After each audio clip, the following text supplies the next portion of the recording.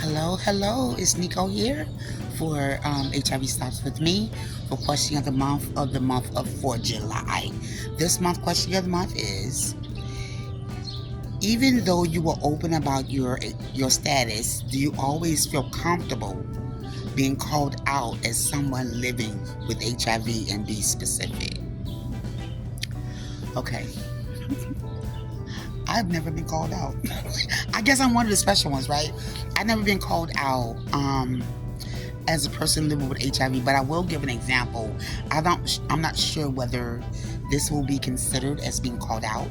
So when I was diagnosed in 1990, and I didn't tell anybody for the first 4 years of my diagnosis. So when I finally told people in my family, specifically, no one else, that I was HIV positive, um, I began getting phone calls from other family members that I never had a conversation with. So I guess I was outed in that way, that I now am HIV positive.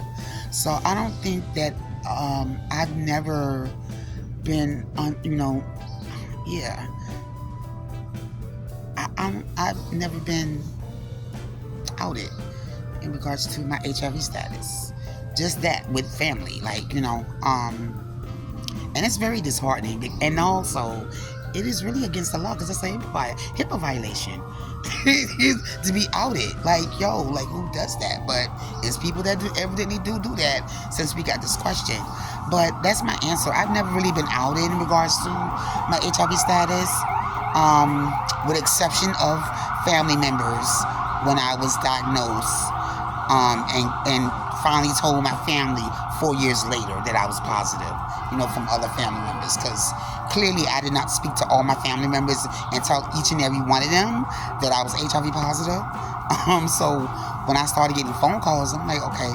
And I didn't bother even to ask, who told you, because the fact was, now I ain't got to tell you, so you already know.